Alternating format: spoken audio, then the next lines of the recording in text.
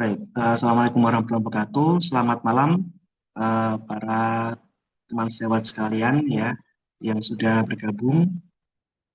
Perkenankanlah malam ini kami mengadakan sharing ya mengenai apa itu systematic review dan meta analisis dan mengapa kita sebagai alumni, sebagai dosen, sebagai mahasiswa itu sebaiknya mengerti tentang eh, penelitian yang berbasis data sekunder ini karena mudah dilakukan dan kemudian juga tidak memerlukan biaya yang tinggi serta hanya bermodalkan koneksi internet dan laptop saja. Ya, jadi nanti kita akan membahas lebih lanjut mengenai apa itu jenis penelitian ini. Baik, yang pertama kita harus tahu dulu ya, mengapa kita harus melakukan systematic review dan meta analisis. Kenapa tidak penelitian yang lain seperti itu. Nah, jadi ini berawal dari kita sebagai dokter itu melakukan yang namanya evidence-based medicine, ya, yaitu suatu pengambilan keputusan yang salah satunya itu berasal dari bukti ilmiah yang paling valid seperti itu. Nah, pengambilan keputusan tersebut itu eh, kita dapatkan dari salah satunya adalah bukti ilmiah yang paling kuat pada saat itu. Ya, contohnya di sini ya, waktu kita kemarin waktu COVID itu ya, ada obat baru untuk COVID ya, yang kita tahu pada saat tahun 2020-an itu obat barunya adalah plasma konvalesen ya. Jadi buat COVID itu ada pasien-pasien yang sudah mengalami COVID dan sembuh, itu plasmanya diambil, plasma darahnya, kemudian didonorkan ke pasien yang sedang menderita COVID. Nah, harapannya dengan sel-sel imun, kemudian antibodi dari pasien yang sudah mengalami COVID itu bisa membantu para penderita COVID supaya bisa sembuh dari COVID-nya gitu. Nah, kita mencari bukti nih, apakah kita mau ngasih ke pasien plasma konvalesen apa enggak nih? Soalnya kalau kita kasih ke pasien, efek sampingnya bisa besar, kemudian juga biayanya juga tinggi, ya. Tapi kalau kita tidak kasih, pasien bisa jatuh dalam kondisi berat COVID-nya, gitu. Jadi kita kalau ada obat baru itu mesti dilema, apakah kita kasih dengan segala pertimbangan atau tidak kita kasih dengan pertimbangan yang lain seperti itu. Nah, maka di sini kita cari bukti ilmiahnya. Ya, apakah sudah ada yang pernah memberikan eh, dan meneliti tentang plasma konvalesen ini? Nah, pada tahun 2020, nah ini contohnya ya, itu baru ada case report-nya aja, ya. Baru ada case report-nya aja, ya teman-teman ya. Nah, pada tahun 2021 ya, itu sudah ada kohortnya. Jadi waktu kita tahun 2021 yang kita ambil itu adalah yang paling tinggi yaitu kohort. Nah, tahun 2022 sudah ada RCT-nya. Jadi pada tahun 2022 ya, kita mengambil buktinya bukan case report lagi, tapi ya RCT-nya gitu. Nah, kemudian tahun 2023 akhirnya di sini sudah ada systematic review atau meta analisisnya. Yang di mana systematic review dan meta analisis itu menempati tempat yang paling tinggi dari piramida evidence based medicine. Ya. Nah, maka di sini sampai sekarang pun kita juga masih berpegangan pada systematic review dan meta analisis ini sebagai uh, penelitian dengan tingkat EBM yang tertinggi gitu. Nah, sebelumnya ya saya kenalkan dulu ya, mungkin agak sedikit lupa ya teman-teman tentang eh, tentang jenis-jenis penelitian ya. Nah, di sini ada piramida yang paling bawah teman-teman ya. Piramida yang paling bawah ini adalah preclinical trial. Ya. Preclinical trial ini apa? Preclinical trial ini adalah studi-studi preklinis yang bukan pada manusia. Ya. Contohnya apa? penelitian-penelitian in silico. Ya. In silico itu apa? Pada program komputer, ya, itu namanya in silico. Kemudian ada penelitian pada sel yang dinamakan in vitro.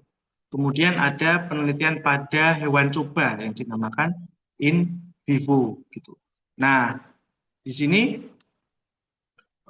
penelitian preklinik ini ya ini belum valid ya untuk menjadi dasar kita memberikan obat ke manusia karena belum diuji cobakan sama sekali ke manusia gitu. Jadi ini adalah studi pendahuluan biasanya suatu obat untuk diberikan ke manusia.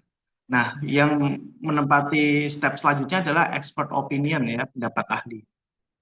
Selanjutnya eh, ada yang namanya case series atau case report. Case series atau case report ini adalah kita memaparkan ya pasien yang dikasih plasma konvalesen itu bagaimana keadaannya, hasil pemeriksaannya gimana, hasil terapinya bagaimana. Jadi ini adalah suatu studi deskriptif. Tapi kekurangannya adalah kita tidak bisa menggeneralisir semua orang dengan satu orang saja yang kita teliti dalam case report tersebut. Ya, maka di sini kita apa namanya memiliki kekurangan ya dalam case report atau case series ini. Kemudian ada studi yang di atasnya case report, yaitu adalah studi-studi observasional. Studi observasional ini bisa kita memaparkan saja ya berapa persen, ya itu disebut sebagai studi deskriptif. Kemudian kita mulai menghubungkan nih dua variabel, ya dua variabel didapatkan dalam waktu yang bersamaan. Nah, itu dinamakan studi-studi cross-sectional ya, yang dilakukan dalam satu waktu. Kemudian case control itu adalah kita melihat ya di kelompok yang terkena penyakit dan kelompok yang tidak terkena penyakit. Nah, itu dulunya apakah ada faktor resiko atau tidak. Nah, itu dinamakan penelitian case control. Ya, kita melihat orang yang kena penyakit dan tidak, dilihat ke belakangnya kena ada faktor risiko atau tidak. Itu namanya case control. Kemudian ada yang namanya studi-studi cohort. Kalau studi cohort ini kita amati orang yang kena faktor risiko dan yang tidak kena faktor risiko, kita amati sampai sekian waktu apakah terjadi penyakit atau tidak. Ya.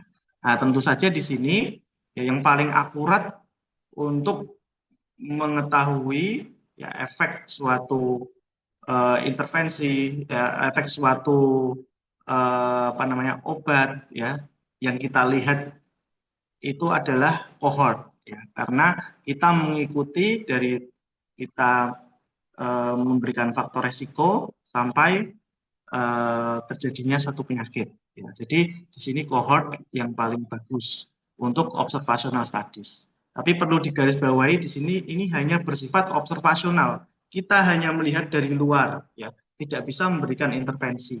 Cuma tahu oh di klinik itu orang yang diberikan obat ini nanti jadi sembuh.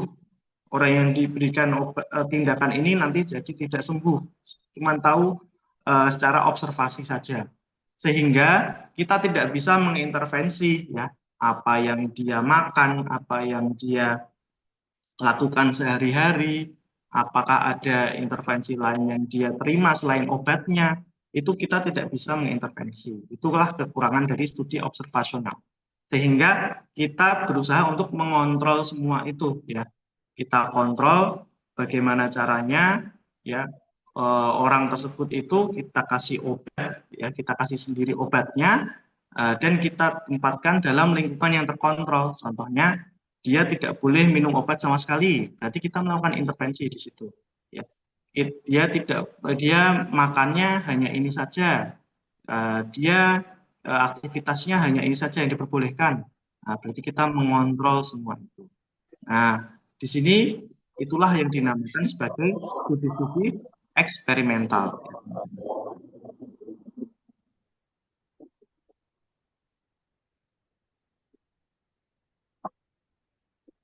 Kemudian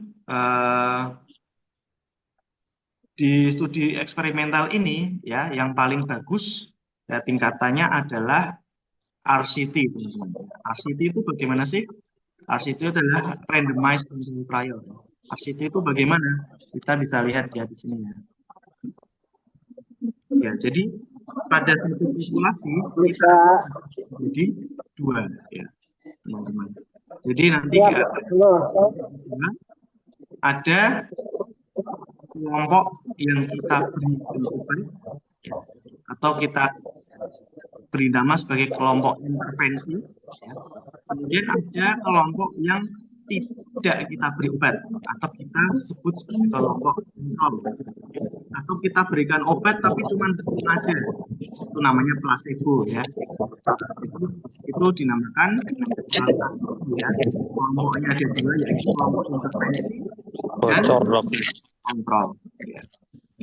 Kemudian di sini nanti kelompok yang kita kasih intervensi, kita kasih obat, nanti kita lihat ke depannya apakah akan terjadi penyembuhan penyakit atau tidak. Di kelompok yang tidak kita kasih juga akan kita ikuti ya apakah terjadi penyembuhan penyakit atau tidak. Nah, di sini ini dinamakan RCT ya. Kita memberikan satu infeksi secara langsung. Dan di sini studi RCT ini itu bayangkan ya bagaimana jika di kelompok intervensi ini usianya itu ya, misalnya di sini kasih obat anti hipertensi ya, dilihat nanti tensinya akan menurun. Di sini tidak dikasih obat anti hipertensi, terus dilihat nanti nantinya akan turun atau tidak. Nah, di sini yang dikasih obat anti hipertensi itu ternyata saya tempatkan orangnya itu muda-muda, teman-teman. Muda-muda semua. Jadi di sini saya tempatkan orangnya tua semua. Kira-kira ya, nanti mana yang hasil tensi yang lebih bagus? Di kelompok intervensi atau kelompok kontrol? Kalau harapan kita memberikan obat, pasti yang lebih rendah tensinya adalah di kelompok intervensi kan. Tapi karena usianya lebih rendah kelompok intervensi dari awal, maka bisa dipastikan obatnya itu bukan satu-satunya faktor yang menyebabkan tensinya rendah, gitu. Tapi ada faktor lain yang menyebabkan tensinya rendah, yaitu adalah usianya yang dari awal lebih muda. Gitu. Nah, sehingga di sini faktor usia menjadi faktor perancu. Ya.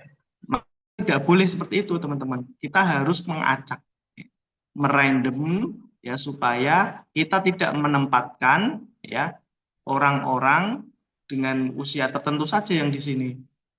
Kita tidak menentukan orang dengan aktivitas tertentu saja di sini.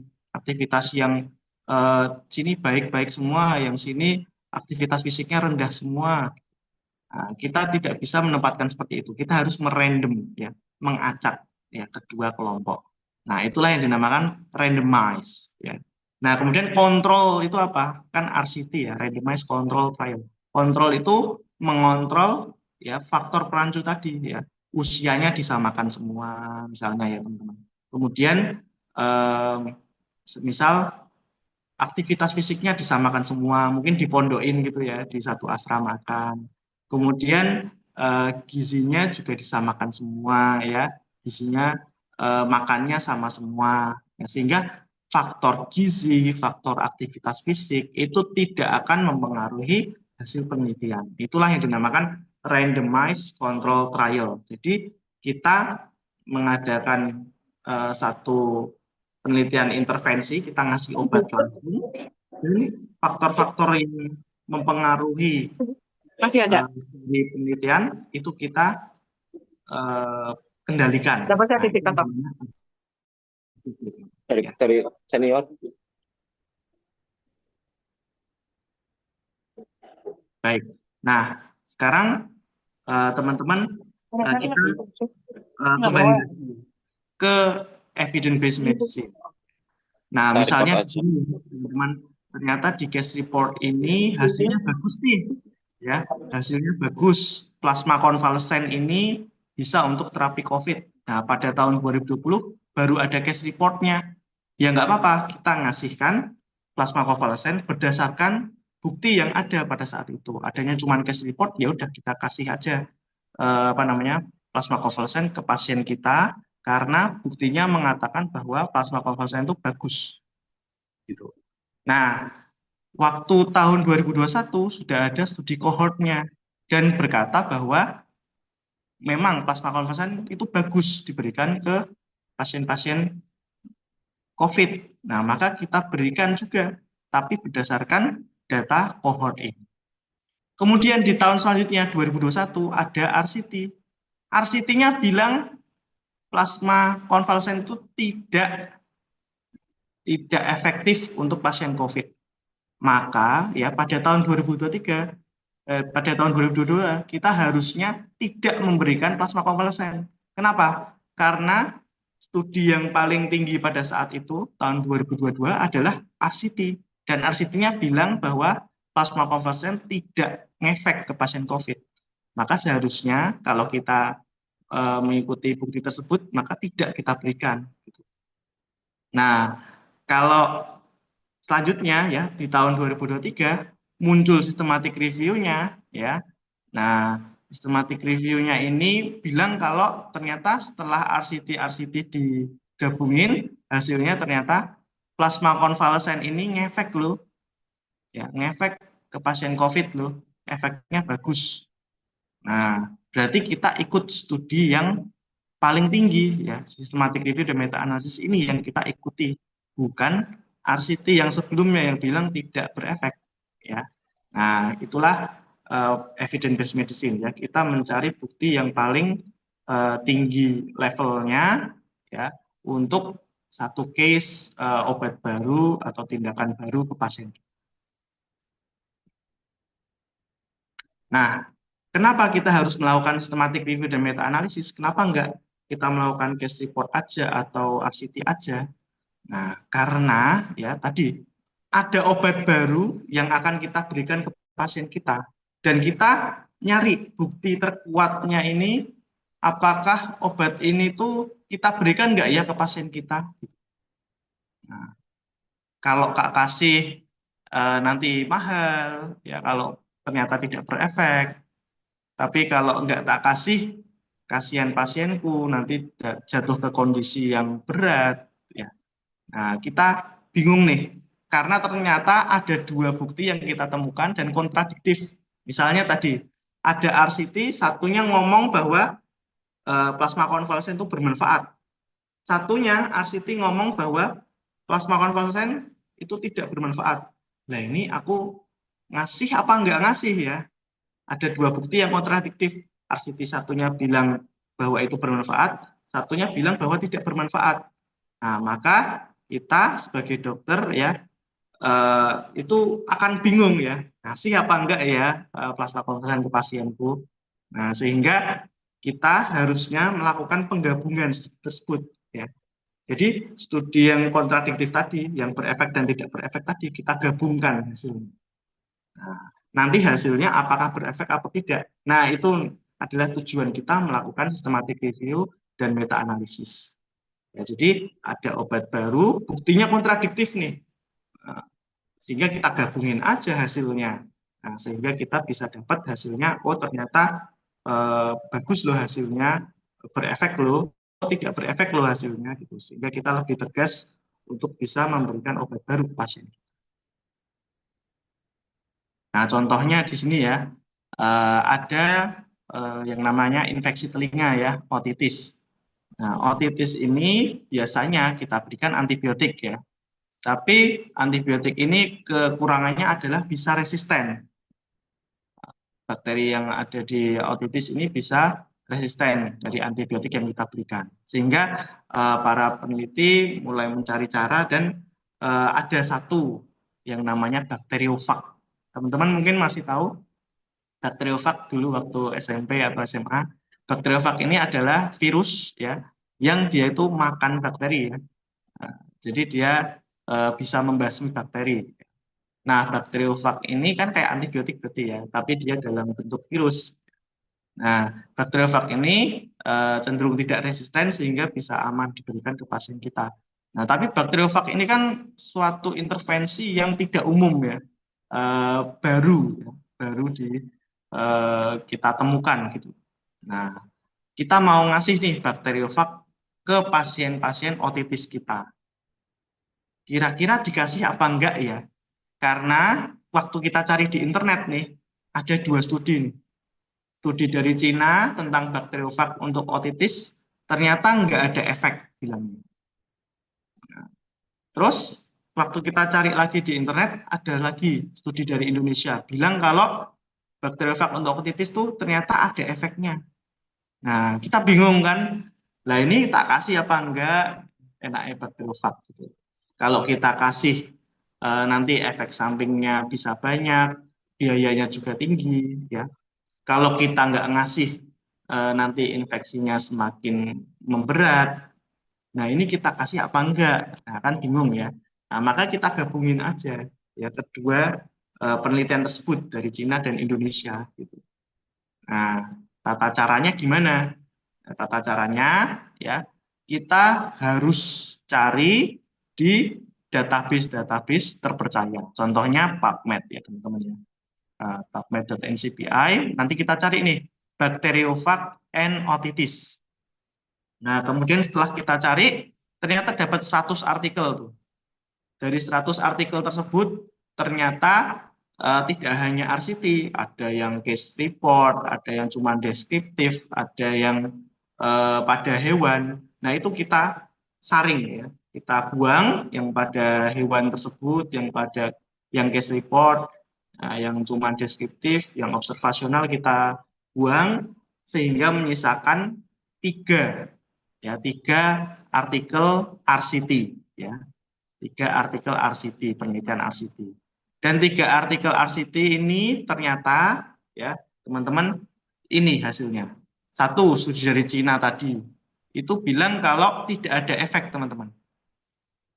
Studi dari Cina tadi bilang kalau bakteriofag itu tidak ada efek untuk otitis. Dari Indonesia itu studinya bilang kalau bakteriofag itu ternyata berefek loh ke otitis gitu. Bisa loh buat otitis. Studi dari India itu bilang kalau bakteriofag ini bisa loh ada efeknya untuk otitis gitu. Nah, sehingga ya dari studi-studi ini ya, itu kita bisa bilang ya secara kualitatif ya, secara logika ya, kalau di Cina ini bilang tidak ada efek pasiennya 1.000, di Indonesia bilang kalau ada efek tapi pasiennya 100, di India bilang kalau ada efek tapi pasiennya 100, kira-kira hasilnya gimana teman-teman? Kita memberikan bakteriofag atau tidak untuk pasien otitis kita. Nah, kalau dilihat dari sini secara kualitatif, secara garis besar, ya, secara kita membaca dengan cepat, ya kelihatannya bakteriofag ini tidak ada efek ya untuk otitis ya. Karena di sini sampelnya besar sekali di Cina 100.000 ya, dibandingkan dengan Indonesia dan India yang digabung cuma 100. Berarti di sini kita bisa ambil kesimpulan secara kualitatif bahwa bakteriofag ini nggak efektif nih untuk otitis. Nah, apa jadinya teman-teman kalau kita mencarinya tidak sistematis seperti ini ya? Tidak dengan cara mencari di database dengan kata kunci tertentu, habis itu di screening ya mana yang RCT, mana yang 10 tahun terakhir misalnya. Apa jadinya kalau kita tidak mencari dengan cara sistematis tersebut? Nanti misalnya ya, ada studi yang kita temukan, ya mungkin kita carinya di Google doang. Kayak kita skripsi ya, Tinjauan pustaka itu kan cari di Google doang ya. Nah, dua teratas kita ambil gitu ya. Misalnya yang dua teratas itu adalah Indonesia dan India. Kira-kira ya, yang Cina nggak kita temukan. Kira-kira kita mengambil kesimpulannya gimana? Kalau cuman Indo dan India yang kita masukkan ke penelitian kita. Kesimpulannya, jadi bakteriofag itu berefek kan. Nah, jadi Mhm. beda banget kan hasilnya. Kalau kita tidak mencari secara sistematis, tidak seluruh artikel di seluruh dunia yang kita ikutkan. Nah, jadi syarat dari systematic review adalah seluruh artikel ya di dunia ini dikumpulkan ya, dan diambil kesimpulan. Nah, itu namanya systematic review. Ya. Cara kita untuk mencari semua studi di seluruh dunia tentang topik tersebut, nah itu namanya systematic review. Ya, jadi systematic review itu harus seluruh artikel di seluruh dunia yang kita kumpulkan, kemudian kita ambil kesimpulan secara kualitatif aja. Gitu. Jadi itu namanya systematic review. Ya.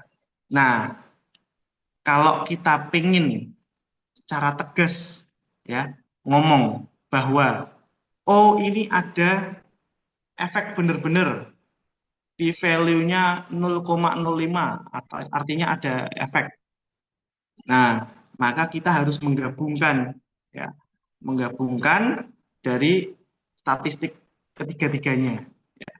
Nah, misalnya ya di sini ya, dari Cina yang 1.000 tadi tidak ada efek, dari Indo yang ada efek 100 tadi, dari India yang ada efek 100 tadi, dikumpulkan datanya, ya dianalisis ulang secara statistik, ya. Jadi di sini dianalisis ulang secara statistik. Nah, hasilnya sampel size-nya jadi 1.200 kan, ya jumlah sampelnya jadi 1.200 dan hasil statistiknya ternyata p-value-nya lebih dari 0,05, artinya tidak ada efek kan. Nah, berarti di sini ya bisa kita dengan tegas bilang ya, tidak secara kualitatif lagi, tapi sudah kita hitung secara statistik dan kita bisa dengan tegas bilang bahwa bakteriofag ini tidak ada efek untuk otitis. Nah, itu dinamakan meta-analisis. Meta-analisis itu adalah analisis statistik dari tiap studi tadi, digabungin data-datanya, dianalisis ulang. Nah, itu namanya meta-analisis. Sehingga kita bisa mengambil kesimpulan dengan tegas. Ya, karena ada p-value-nya tadi. Ini berhubungan, ini tidak berhubungan, ini berefek, tidak berefek. Itu dengan tegas bisa kita simpulkan. Nah, itu dinamakan meta-analisis. Ya. Nah, kalau systematic review tadi cuma mengumpulkan artikel-artikel, disimpulkannya secara kualitatif aja. Tapi kalau secara kuantitatif kita kumpulkan datanya, kita analisis ulang, nah itu namanya meta-analisis. Jadi tiap kita melakukan meta-analisis itu pasti melakukan systematic review. Tapi kalau melakukan systematic review belum tentu melakukan meta-analisis. Seperti itu ya teman-teman ya, paham ya? Jadi motivasinya tadi, kita pengen cari satu obat baru ini manfaat nggak ya buat pasien kita gitu. Dan karena studinya bertentangan, maka kita gabungkan ya studi-studi yang sudah ada jadi satu ya. Cara mencari studinya secara sistematis sehingga seluruh studi terkumpul. Nah, itu dinamakan systematic review ya. Kemudian kalau kita melakukan analisis lebih lanjut ya secara kuantitatif, nah dinamakan meta analisis. Jadi suatu systematic review itu tidak harus dilakukan meta analisis, tapi suatu meta analisis pasti ya itu berasal dari satu proses systematic review. Gitu ya teman-teman.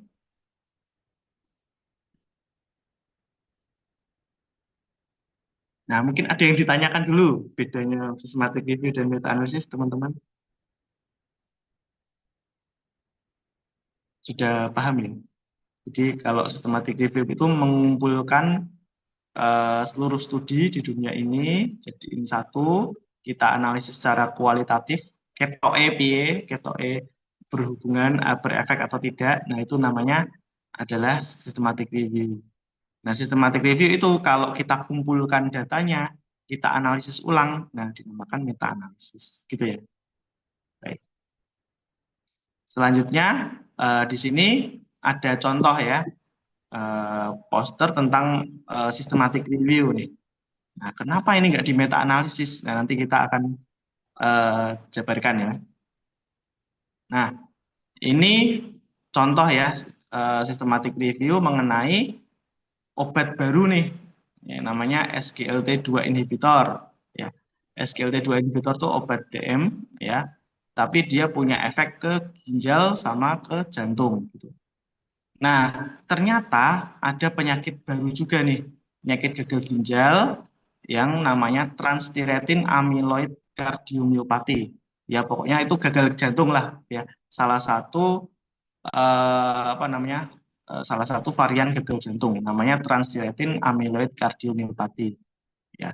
Nah, transthyretin amyloid cardiomyopathy ini ternyata bisa diobati loh pakai obat DM. Ya, tapi yaitu adalah SGLT2 inhibitor. Nah, kira-kira ada manfaatnya nggak ya kalau saya mau ngasih ya SGLT2 inhibitor ke pasien-pasien transthyretin amyloid cardiomyopathy saya? Kira-kira ada manfaatnya nggak ya? Nah, motivasinya seperti itu. Kita melakukan penelitian ini. Nah, maka di sini kita lakukan pencarian ya di eh, database ya. Database-nya apa aja? Satu, Medline atau PubMed tadi ya. Dua, Google Scholar. Tiga, di Cochrane Library ya. Kita cari di database ini dengan menggunakan kata kunci tertentu. Kata kuncinya di sini adalah SGLT2 inhibitor dan transthyretin amyloid cardiomyopathy. Nah, kemudian akan didapatkan sekian artikel nih. Oh, aku dapat 13 artikel dari pencarian menggunakan kata kunci ini di database ini ada 13 artikel. Nah, dari 13 artikel ini kan aku ngambilnya dari Google Scholar, dari Medline, dari Cochrane. Ini ada yang double nih. Nah, berarti tak hilangin double-nya jadi tinggal 11. Nah, dari 11 artikel tadi nah, itu nanti tak screening mana yang RCT, mana yang cohort tak masukin, yang RCT tak masukin, yang lainnya tak keluarin. Misalnya ada case report atau studi pada hewan tak keluarin, dan tak eksklusi. Nah, maka didapatkan di sini ternyata ada 6 artikel cohort. Ya. 6 artikel cohort yang saya dapatkan. Nah, nanti akan kita analisis dengan Ryan. Nah, semuanya ini ya, metodenya ini ya, itu guideline-nya namanya SWIM. SWIM ini adalah guideline untuk systematic review saja ya. Kalau teman-teman melakukan systematic review saja, guideline-nya adalah SWIM. Tapi kalau teman-teman melakukan meta analisis sampai meta analisis, berarti guideline-nya adalah PRISMA ya. Gitu. Kalau ini kan cuma systematic review saja. Nah, jadi guideline-nya adalah SWIM gitu.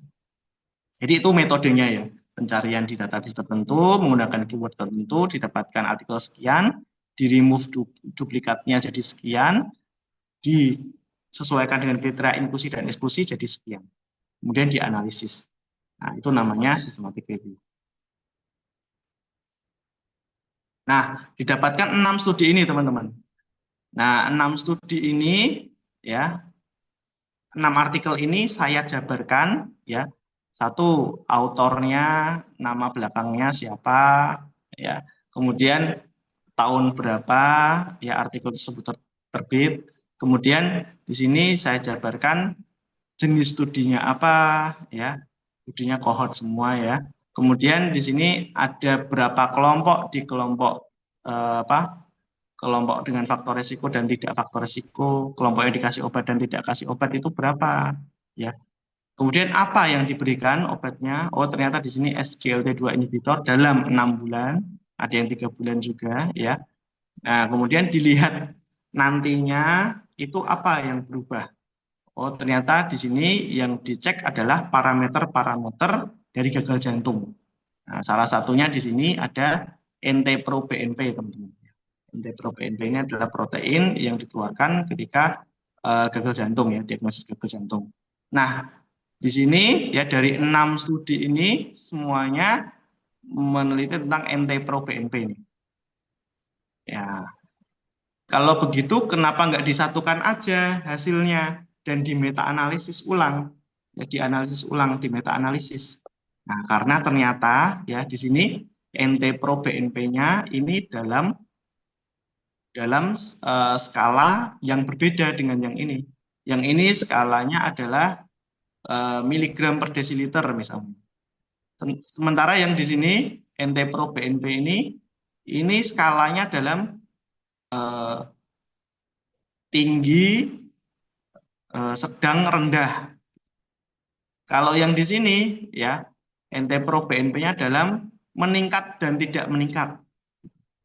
Nah, pokoknya beda-beda semua nih, ya beda-beda semua, apa namanya, beda-beda semua skala datanya. Skala data masih ingat ya, ada rasio, numerik ya, kategorik, nominal, ordinal ya. Nah, yang di sini kan tadi kan dalam miligram per desiliter, berarti dalam numerik ya. Yang di sini tadi dalam tinggi, sedang, rendah, berarti dalam ordinal ya. Yang di sini tadi tinggi dan tidak dan normal, berarti dalam nominal ya.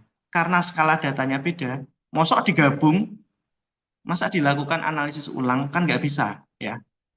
Kalau di sini misalnya tinggi, sedang, rendah semuanya, ya maka bisa digabung hasilnya. Tapi karena hasilnya berbeda-beda semua, ya, maka tidak bisa dilakukan meta-analisis. Ya. Nah, kalau skala datanya sama, memang bisa di meta-analisis.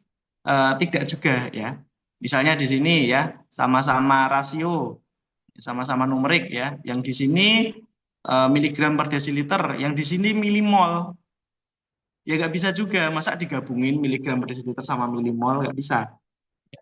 Harus sama satuannya. Itu syarat kedua. Syarat yang pertama tadi kan skalanya ada outcome yang sama ya. Yang pertama. Yang kedua adalah skala datanya harus sama. Syarat yang ketiga adalah satuannya sama. Nah, ketika memenuhi tiga syarat ini, maka bisa di meta-analisis. Tapi di sini karena tadi ya skala datanya tidak sama, meskipun outcome-nya sama, ada NT Pro PNP semua, tapi skala datanya tidak sama, maka tidak bisa dilakukan meta-analisis. Ya. Kan nggak bisa digabung ya, antara data yang kategorik sama numerik, nggak bisa digabung. Nah, maka di sini hanya dilakukan systematic review. Ya. Nah, ketika dilakukan systematic review, ya kita hanya menjabarkan aja. Oh, studi ini hasilnya NT-proBNP-nya stabil. Oh, studi ini NT-proBNP-nya menurun. Oh, studi ini NT-proBNP-nya meningkat. Oh, studi ini NT-proBNP-nya stabil. Cuman bisa gitu aja. Secara kualitatif aja kita jabarkan. Nah, itu adalah systematic review. Ya. Cuman secara kualitatif kita jabarkan, oh kebanyakan ya, kebanyakan itu SGL inhibitor itu menurunkan NT-proBNP sehingga bagus untuk pasien-pasien transthyretin amyloid cardiomyopathy. Nah, karena menurunkan NT-proBNP beberapa studi. Berarti hasilnya baik untuk pasien transthyretin amyloid cardiomyopathy. Gitu. Nah, itu dinamakan kesimpulannya systematic review. Kita tidak bisa dengan tegas mengambil kesimpulan karena kita nggak menganalisis ulang. Ya. Kita nggak menganalisis ulang NT-proBNP-nya meningkat atau tidak.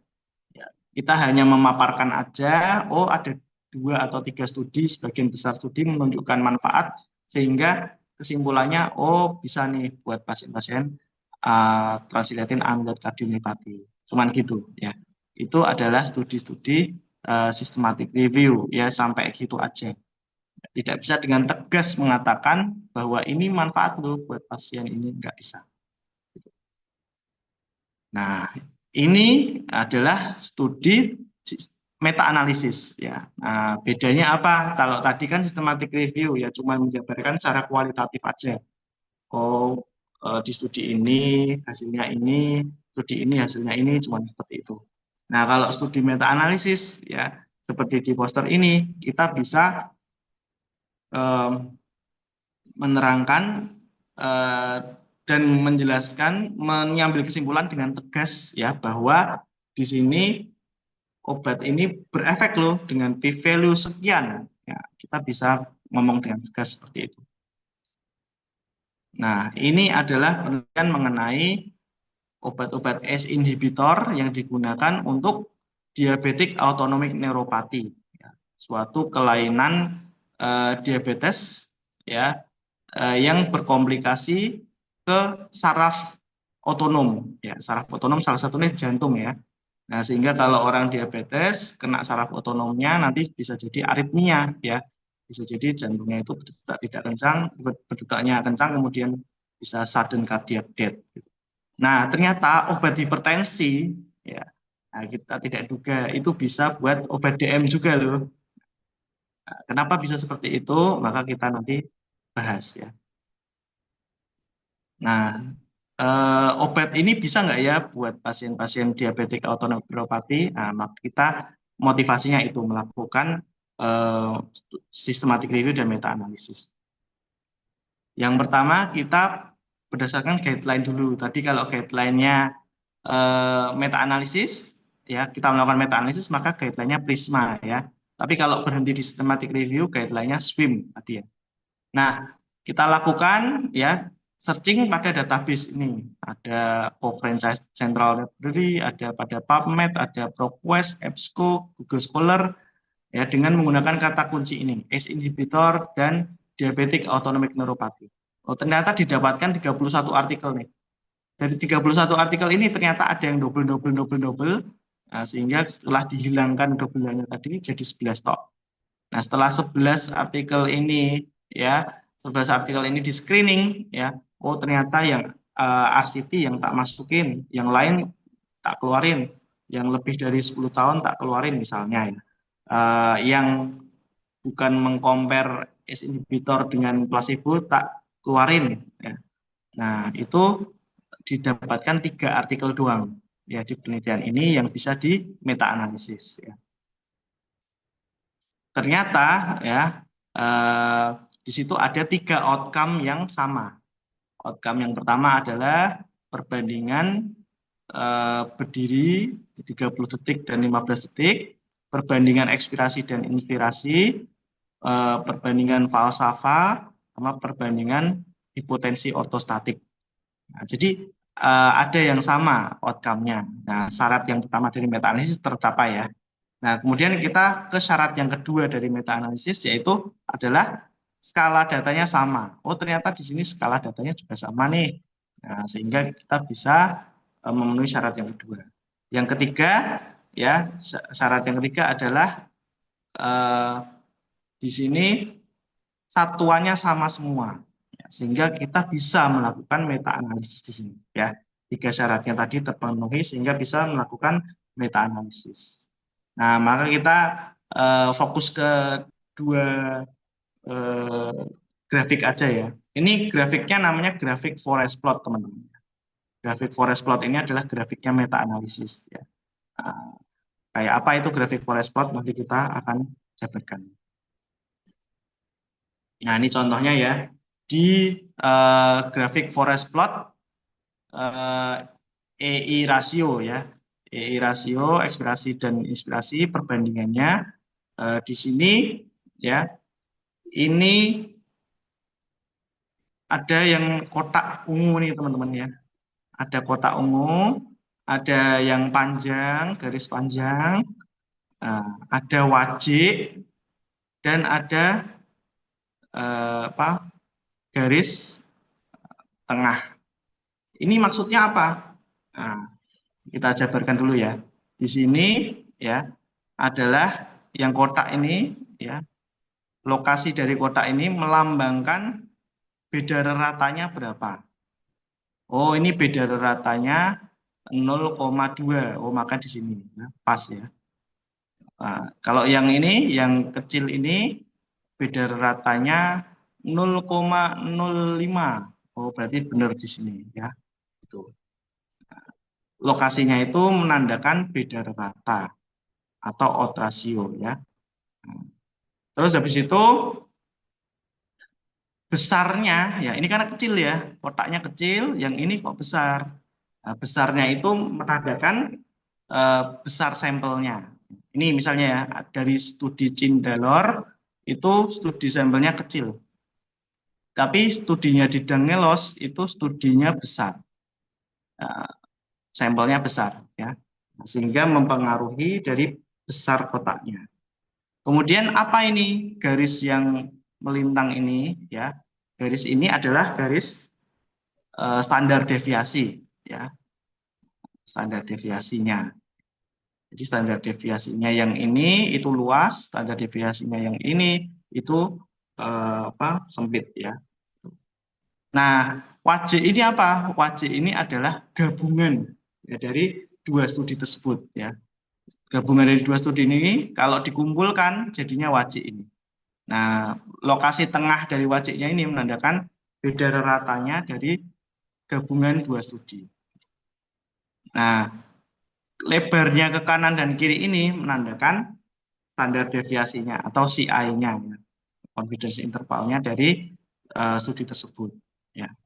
Nah, ini wajiknya ini, ya, atau kotaknya ini kalau dia menyentuh garis tengah, ya, garis tengah ini nanti disentuh, ya, itu menandakan studinya tidak signifikan, ya. Nah, karena ini tidak menyentuh garis tengah, berarti studinya ini menyatakan bahwa signifikan, hasilnya signifikan. Kok tahu hasilnya signifikan? Dilihat dari p-value-nya ini, ya, 0,01. Ya, jadi eh, studi ini bisa dilihat signifikan atau tidak, berefek atau tidak, dilihat dari wajiknya ini nyentuh garis tengah apa enggak, yang pertama. Yang kedua dari p-value-nya ini. Kalau p-value-nya kurang dari 0,05 berarti signifikan, ya. Nah, beda beda dengan ini, ya. Nah, kalau ini teman-teman lihat, ya, di studi Cindalor itu seperti ini, studi Cindalor itu eh, mean difference-nya sekian, ya. Ketika digabungkan jadinya seperti ini wajiknya, ya. Dan wajik ini menyentuh garis tengah. Nah, sehingga hasilnya tidak signifikan, ya. Tidak berefek signifikan. Nah, kita bisa dilihat dari p-value-nya yaitu 0,4, ya, atau lebih dari 0,05 kan. Nah, berarti dia tidak signifikan, tidak berefek, ya. Gitu. Nah, dengan begitu, ya, oh ternyata tadi dari studi ini ternyata tiga outcome ini bilang kalau ternyata pemberian ACE inhibitor ngaruh loh ke tiga outcome ini. Nah, maka kita bisa dengan tegas ambil kesimpulan bahwa ACE inhibitor itu efektif untuk diabetic autonomic neuropathy. Karena tiga outcome-nya tadi yaitu ternyata signifikan. Nah, bisa ngambil kesimpulan dengan tegas seperti itu kalau kita melakukan meta analisis. Tapi kalau kita cuma systematic review, sebenarnya cuma secara kualitatif aja, ya. Nah, ini mungkin ada pertanyaan, ya, teman-teman. Di sini kan studi saya tentang ACE inhibitor, yang di sini SGLT inhibitor. Nah, kan obat baru itu kan dalam bentuk, misalnya kalau ACE inhibitor ya ramipril doang, ya, trandolapril doang, quinapril doang. Kok ini disamain ACE inhibitor? Ini SGLT2 inhibitor kan ada eh, empagliflozin, dapagliflozin, kanagliflozin. Kenapa tidak satu-satu aja, ya, dilakukan meta analisisnya? Nah, jadi ini adalah kebolehan, ya, dari meta analisis. Jadi bisa digolongkan saja, ya, kalau studinya cuma satu. Contohnya ini, ya, ACE inhibitor ini studinya 3, di tandolapril, sama quinapril, beda-beda. Ya, kalau kita mengikuti ini cuma meta analisis dari ramipril, ya studinya cuma satu, nggak bisa di meta analisis dong. Masa studi satu di meta analisis dengan siapa digabungkan, kan nggak bisa. Ya, jadi lebih baik kita gabungin jadi satu, ya, kita tunjukkan potensinya, gitu. Oh, potensinya ternyata bisa loh untuk mengobati diabetik autonomic neuropathy, gitu. Nah, itu adalah eh, boleh nggak pakai obat atau pergolongan aja. Ya, kita lihat dari jumlah studinya. Kalau studi dalam satu obat itu ada banyak, lebih dari 2, bisa di meta analisis. Tapi kalau cuma satu, ya nggak bisa di meta analisis. Lebih baik kita gabungin obat dengan golongan yang sama, ya, supaya kita bisa gabungkan semuanya, gitu, ya.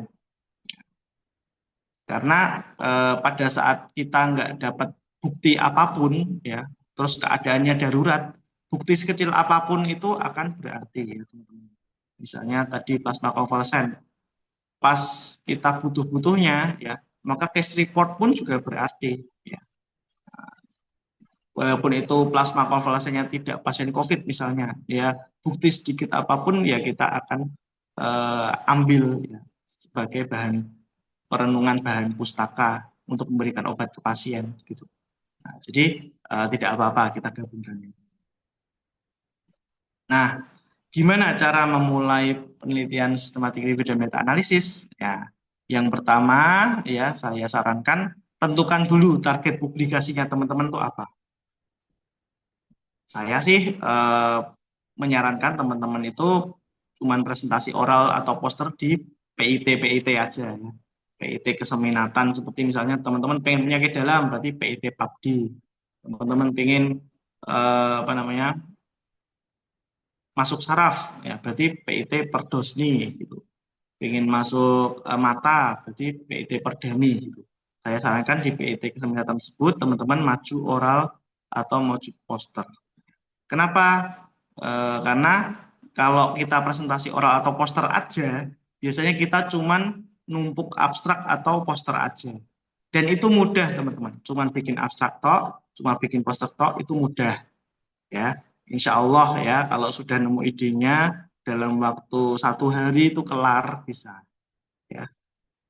Jadi mudah buat teman-teman sekalian yang sudah kerja mungkin susah ya kalau mau apa namanya mengetik full text ya dari introduction sampai references itu kalau diketik mungkin habis berapa bulan ya. Kalau kita cuma abstrak tok ya bisa lah 1 hari itu bisa.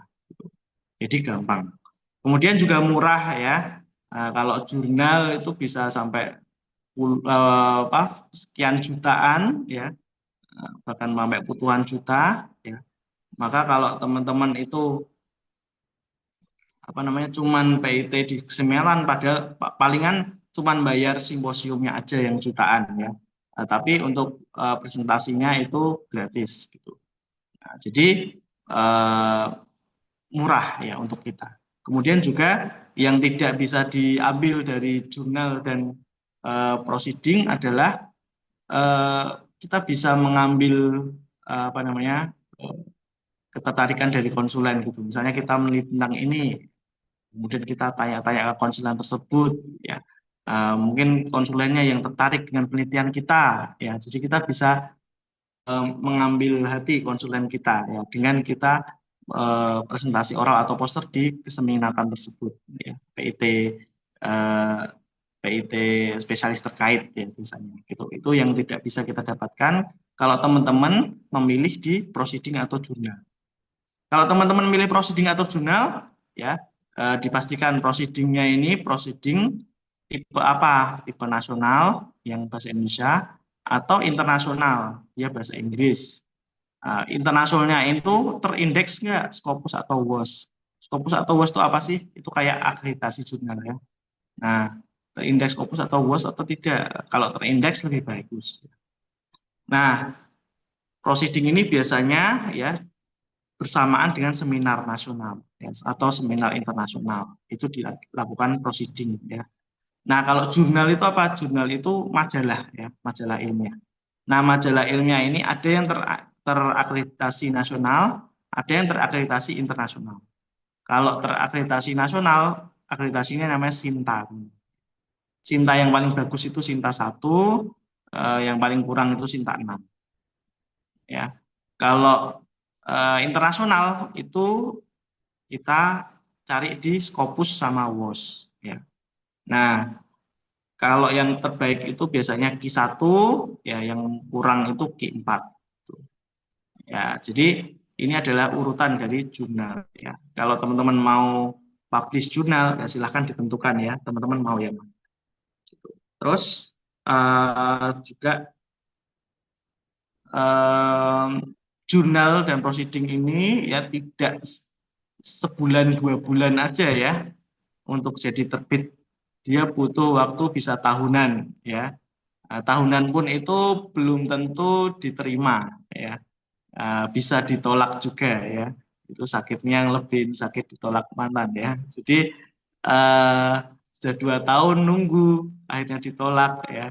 Nah, jadi saya tidak menyarankan teman-teman untuk ambil jurnal dalam proceeding ya, kecuali teman-teman memang punya biaya dan waktu dan salah satunya pengen jadi dosen ya atau pengen punya poin tersendiri mungkin di karirnya ya silahkan bisa proceeding atau jurnal. Tapi kalau teman-teman tidak pengen itu semua ya cukup di presentasi oral atau poster di PIT spesialis tertentu ya karena di situ lebih mudah, lebih murah dan lebih visible buat teman-teman ya gitu.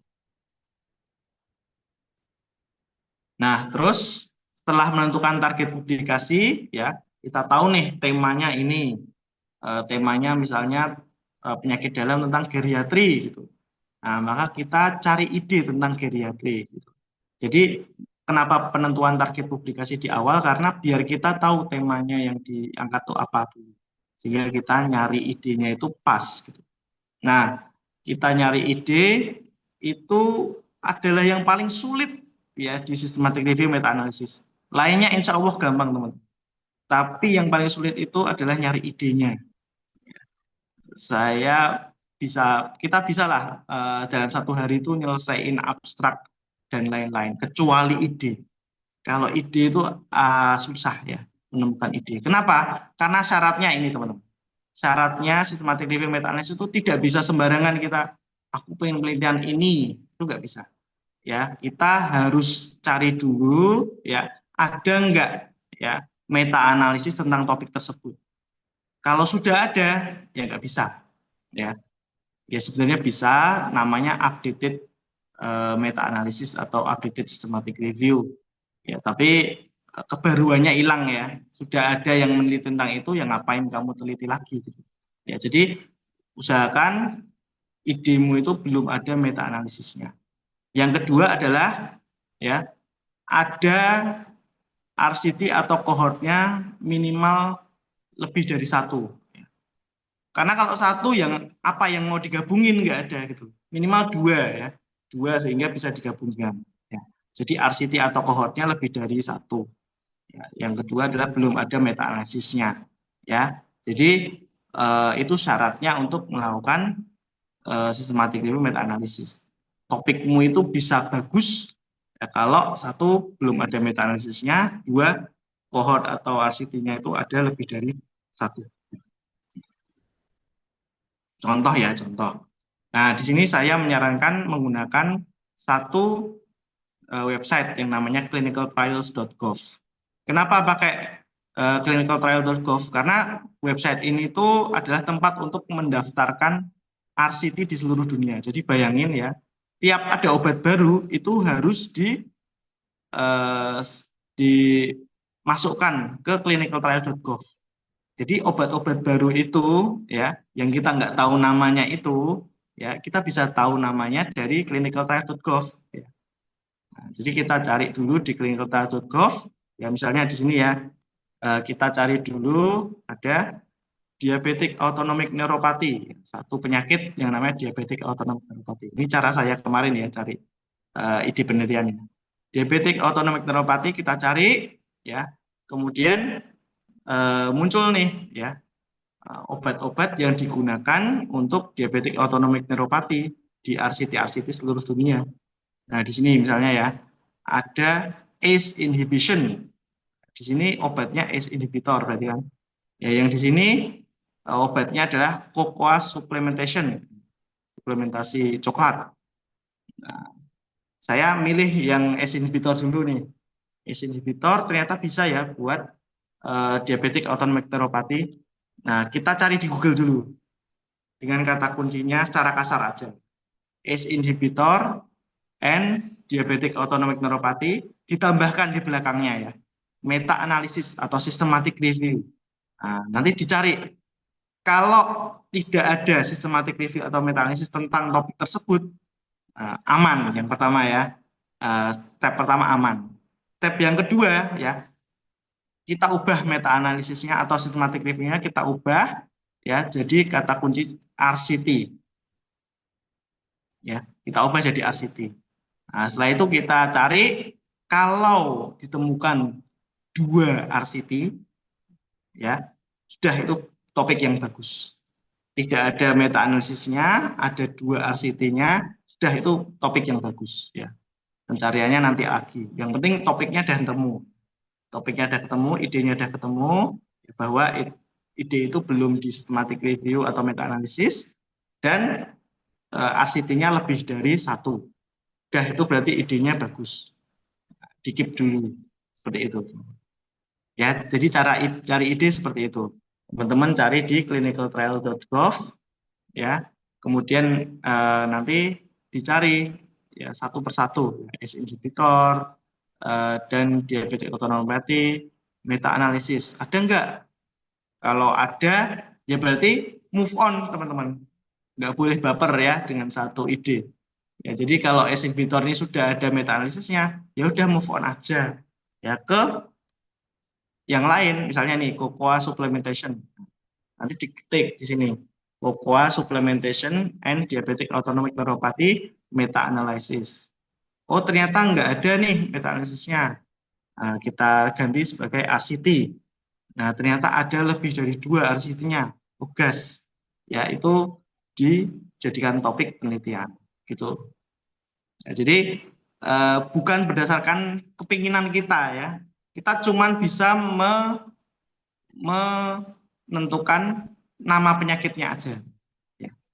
Nama penyakit yang kita ingin teliti itu apa? Kita cuman sebatas itu aja. Tapi untuk menentukan intervensinya apa, ya itu bukan teman-teman yang menentukan. Tapi studinya ada enggak? Kalau teman-teman pengen tapi studinya nggak ada, ya nggak ada yang bisa di meta analisis. Gitu. Jadi kita cuma bisa menentukan penyakitnya aja. Dan saya sarankan ya penyakitnya itu jangan yang sudah well known gitu ya, sudah terkenal banget. Contohnya diabetes mellitus tok, DM tipe 2 tok. Yaitu tiap dia ada RCT ya lebih dari 2, pasti orang di seluruh dunia sudah melakukan meta analisis gitu. Langsung. Karena itu gampang ditemukan, sudah umum banget. Tapi kalau diabetik autonomic neuropati, sopo sing mencari diabetik autonomic neuropati kan mesti jarang ya. Siapa yang nyari ini? Pasti jarang. Sehingga jarang juga yang melakukan meta analisis. RCT-nya mungkin sudah lebih dari 2, tapi jarang dilakukan meta analisis sehingga kita masih punya kesempatan ya untuk melakukan meta analisis di bidang tersebut. Jadi saran saya penyakitnya itu yang tidak umum, bisa komplikasi dari satu penyakit atau penyakit yang baru ditemukan atau bagaimana ya. Jadi saran saya seperti itu karena biar kita tuh dapat RCT yang belum di meta analisis gitu. Misalnya dengue fever, nah itu udah banyak banget tuh. Ya, kalau tidak spesifik misalnya DSS atau DSS dengan perdarahan atau gimana ya, itu mesti banyak banget ya condition atau disease yang sudah di RCT, ya sudah di meta analisis itu mesti banyak banget. Tapi kalau teman-teman pakai ya penyakit yang jarang ditemukan ya jarang dilakukan, jarang didengar gitu ya. Nah itu yang melakukan meta analisis mesti sedikit ya, soalnya jarang dengar ya. Gitu. Ya, jadi itu syaratnya ya untuk mencari ide. Dan saya wanti-wanti tadi ya, jangan patah semangat untuk mencari ide karena ini yang paling susah ya di meta analisis itu yang paling susah nyari idenya. Ya, bukan penulisannya, penulisannya insya Allah lebih gampang daripada nyari ide itu susah ya setengah mati ya. Jadi kalau nggak dapat-dapat juga nggak usah baper ya. Ya, terus saja ya misalnya di sini nggak dapat ACE inhibitor, nggak dapat cocoa supplementation, ya pakai Western Neuropath. Langsung aja move on ke yang selanjutnya, ya intervensi selanjutnya. Jadi nggak usah baper. Nah, selanjutnya adalah pencarian artikel ya. Sudah dapat topiknya nih ya tadi ya. Diabetic autonomic neuropathy diobati dengan ACE inhibitor. maka kita cari artikelnya. Nyari artikelnya di mana? Di database, di PubMed. Nah, di PubMed nanti cari dengan kata kunci tadi, ACE inhibitor and diabetic autonomic neuropathy. Nanti ada berapa artikel ya yang sesuai dengan kriteria teman-teman.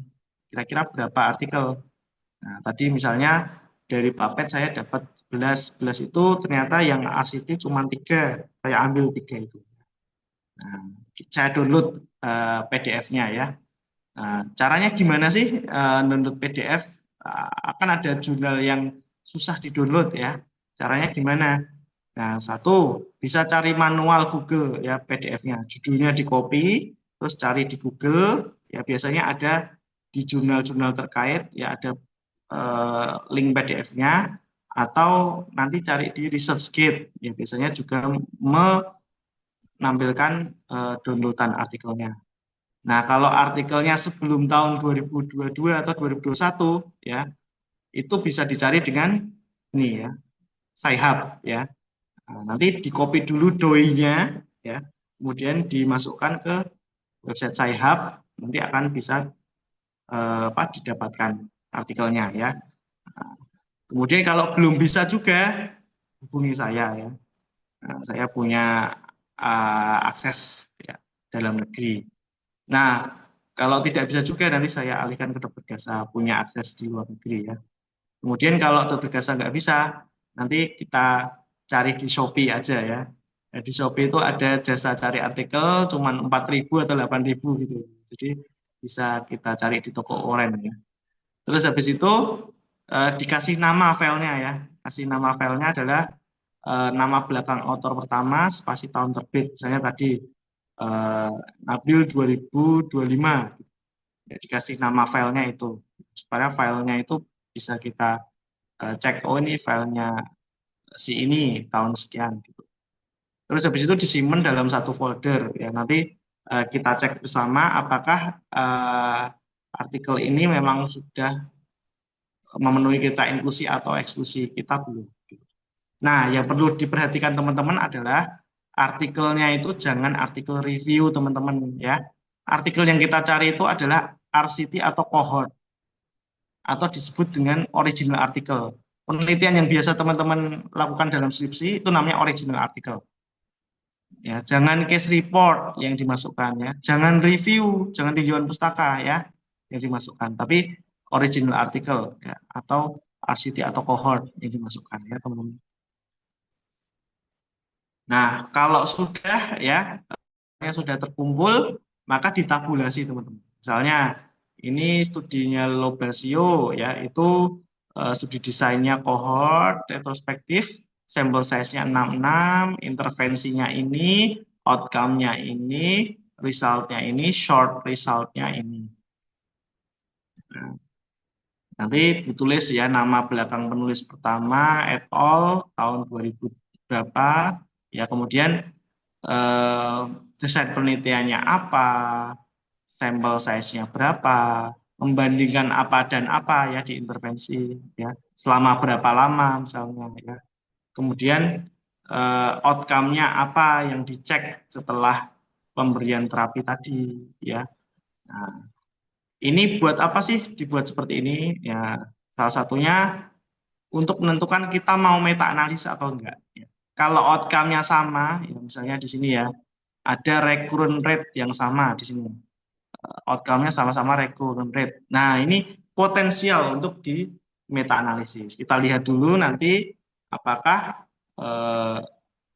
apa namanya? Apakah skala datanya sama ya? Kalau skala datanya sama, apakah satuannya sama? Kalau sama ya udah bisa di meta analisis. Nah, nanti tahap selanjutnya adalah ekstraksi data meta analisis ya. Mungkin teman-teman nanti cari judul dulu ya, cari artikel dulu, judul dulu, kemudian cari artikelnya dan ditabulasi dulu, itu dulu ya. Nah, nanti untuk ekstraksi data kita lihat bareng ya, apakah bisa di meta analisis atau tidak data ini. Nah, nanti meta analisisnya dengan software yang namanya Review Manager. Kalau sudah, nanti kita akan membuat abstrak Systematic review dan meta analisis bersama ya. Nah, nanti teman-teman di sesi selanjutnya aja ya. Jadi teman-teman bertahap dulu. Yang penting cari ide dulu ya. Sekarang teman-teman bisa cari target kemana dulu ya. Kemudian cari ide dulu. Kalau idenya sudah ketemu, bisa bilang ke kami ya. Kalau teman-teman memang minat untuk membuat abstrak, nanti kita fasilitasi ya. Bisa bilang ke kami, akan kami carikan apakah judul tersebut memang bisa di meta analysis atau tidak, di systematic review atau tidak. Ya, kalau tidak, ya kita suruh cari lagi ya, jangan baper. Kalau bisa di systematic review, maka teman-teman akan kita arahkan untuk mendownload artikelnya dan ditabulasi tadi. Itu, jadi cara nyarinya yang termudah setahu saya masih itu ya, pakai clinicaltrial.gov. Nah, teman-teman untuk support ini semua ya butuh satu eh, grup ya namanya tim riset ya. Nah, teman-teman di sini Ikadok itu ada tim risetnya ya. Banyak sekali tim risetnya, ada tim riset internal, jantung, ada eh, mata, THT, psikiatri dan lain-lain ya. Setiap bidang ilmu itu insya Allah ada. Jadi teman-teman silahkan bisa gabung ke kami ya, bisa menghubungi kami supaya kami bisa arahkan teman-teman untuk gabung ke tim riset ini gitu ya. Nah, nanti kita bareng-bareng akan buat paper di situ. Juga share info ya, misalnya teman-teman pengen masuk ke kardio, oh ada simposium kardio nih, tanggal sekian. Dan teman-teman bisa dengan proaktif ya bilang ke saya kalau teman-teman mau presentasi. Kan ada yang apa namanya terkendala biaya misalnya atau terkendala waktu misalnya masih isip dan lain-lain. Ya kalau tidak bisa ya tidak usah bilang ke saya, tapi kalau bisa bisa bilang ke saya ya biar bisa kita cari idenya bareng ya. Kalau teman-teman stuck di ide, bisa kita carilah piye caranya teman-teman bisa maju. Sebenarnya teman-teman tuh punya waktu dan punya biaya untuk maju PIT tersebut, presentasi oral dan poster. Nah, maka kita cari jalannya gimana caranya pokoknya. Ya, jadi jangan takut ya karena udah banyak teman-teman yang maju, udah lebih dari 30 poster dan apa abstrak yang kita telurkan dan tidak cuma alumni, mahasiswa juga banyak ya, dosen juga banyak. Jadi santai saja, nanti kita cari jalannya gimana. Kalau teman-teman sudah punya kemauan, bisa waktunya, eh, bisa biayanya, nanti kita cari jalan bareng. Gimana caranya teman-teman bisa presentasi ilmiah. Gitu ya teman-teman. Mungkin itu ada yang ditanyakan nggak? Silahkan.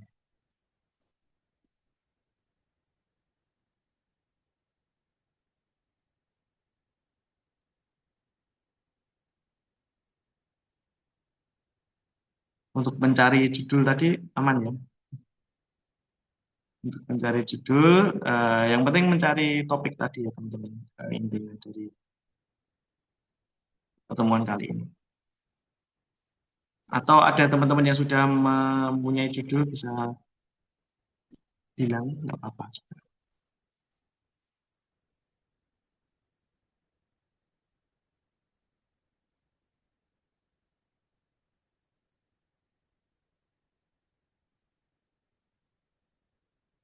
Ya, kalau mungkin belum ada, maka saya tunggu ya teman-teman ya. Kalau ada yang belum gabung tim riset, bisa gabung tim riset, nanti bilang ke saya.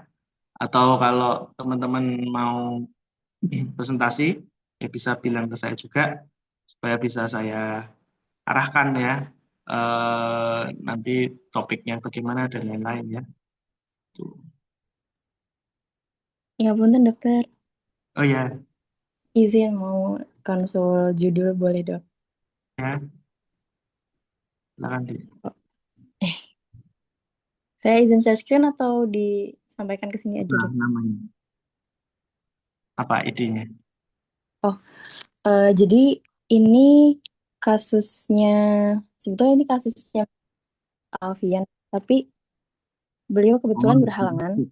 Mas ya. Alfian, ah, iya. Kalau laporan kasus, ya itu kalau laporan kasus tuh kekurangannya adalah ya datanya harus lengkap gitu ya. Terus habis itu kasusnya harus yang menarik. Apa yang menarik dari kasusnya tuh harus dititik beratkan. Nah, itu kesusahan dari kita membuat laporan kasus. Kalau teman-teman punya kasus ya silahkan ya. Nanti bisa dikembangkan. Tapi kalau tidak punya, ya kita punya systematic review meta analisis ini ya. Itu apa bisa membantu teman-teman sekalian. Gimana kalau laporan kasusnya udah bagus sih, cuman datanya kemarin kurang ditambahkan misalnya terapinya, hasil terapinya gimana, atau kalau diagnostiknya apa saja itu kemarin belum tercermin dalam abstraknya, Sufi, kalau saya lihat itu aja sih. Iya dok. Atau saya coba lengkapi dulu, nanti semisal sudah mentok paling lengkap gitu, saya coba konsulkan lagi ke dokter ya dok? Gitu, santai aja. Iya dokter. Makasih dokter. Ya, oke, mungkin ada lagi teman-teman. Mungkin